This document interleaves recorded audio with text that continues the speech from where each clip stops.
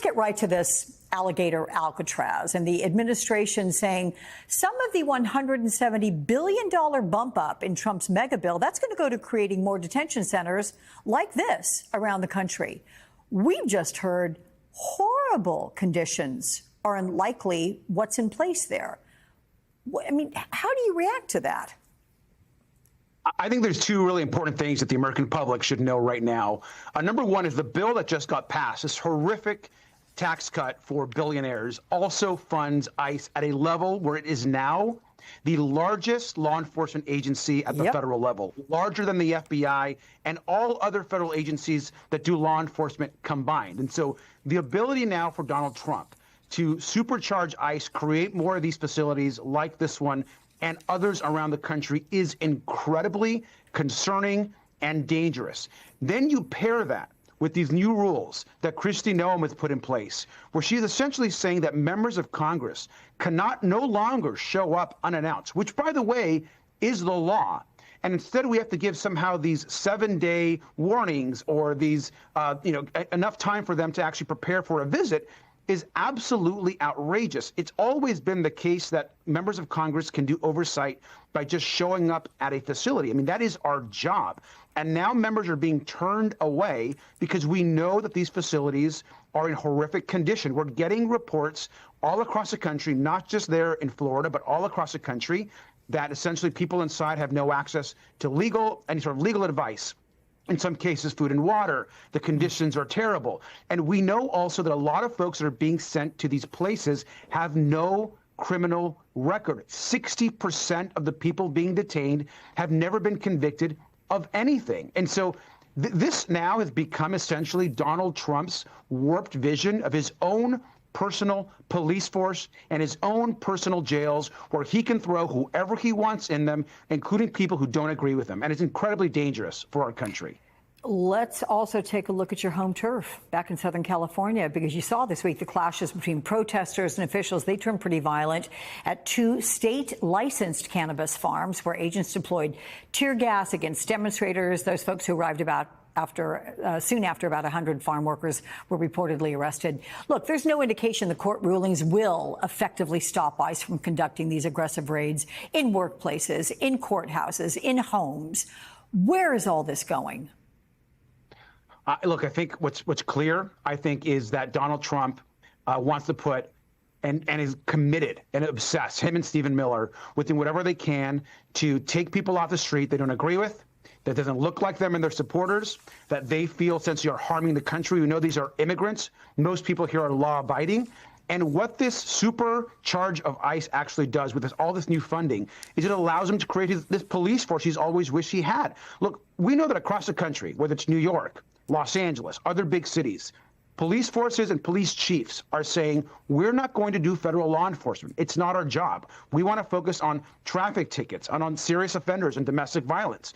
And because he can't control local law enforcement agencies in cities and states across our country, he is creating his own. He's creating his own force that he can actually essentially send masked, by the way, so we don't know who these people are, and creating chaos and havoc across the country. We should expect that his efforts are only going to get worse and are only going to terrorize more people. And here in California, he has created more terror. Los Angeles, that whole incident, he essentially created by bringing in ICE and the military and the National Guard.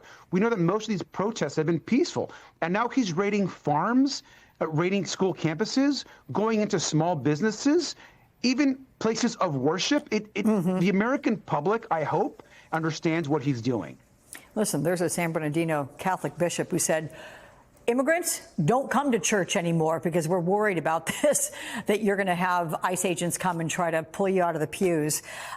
Let's also talk about what you signed off on, which was the letters that were sent by fellow Democrats on the Oversight Committee. They're demanding details and documents from FEMA and others on the catastrophic Texas flooding response.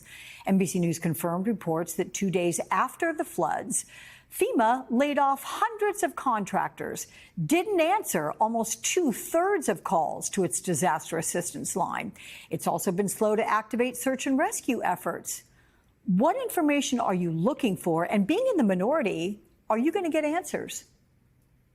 Well, we've launched a series of investigations on this, on the Texas floods. And look, it's a horrific, obviously, what's happened. And this whole thing breaks, I think, all of our hearts. I mean, we obviously know that there's a lot of young people and folks that are still unaccounted for. So it is still a tragedy. At the same time, we have to ask the tough questions. We know that DOJ went and cut FEMA. We know that Donald Trump has tried to essentially say that FEMA and its resources should in large part be given to the states. We also know that Kristi Noem didn't deploy all of her resources that she had at her disposal immediately. And instead, she set up some sort of system where she has to approve certain levels of deployment over certain amounts of money, over $100,000. And at the same time, we know that there have been cuts so drastic where people aren't picking up the phone actually at FEMA right now. And so all of these issues need to be investigated, which we've launched. And there are some serious questions here as to how much Donald Trump already and Elon Musk and Kristi Noem have already damaged FEMA to a point where it can't actually respond to major disasters. We cannot just leave it to the states. And the states have an important role, as do local law enforcement. But the federal government has a role in national disasters. When you have over 100 dead and 100 other missing, like we have in Texas, this is a job for the federal government. And right now, it looks very clear that we're not equipped to do what we need to do. And that is both really sad and should infuriate us at the same time. I think there's actually about 160 still missing. The numbers are even worse. Can I ask you quickly, is there someone that you will want to investigate if Democrats win in the midterms, given your position now on the Oversight Committee? Who's first for you? Just real quick. Well, look, I think first has to be Donald Trump and his family. They're the biggest grifters, con people in the history of modern American politics. And the fact they're selling the White House, essentially, and access to the White House for God knows how much money, which we don't know because they're unwilling to talk about it, I think has to be at the top of the agenda. And then, of course, you have someone like Stephen Miller, who is essentially co-president of the United States right now, and the harm he's causing. I think there's plenty of questions to be asked. Okay. Robert Garcia.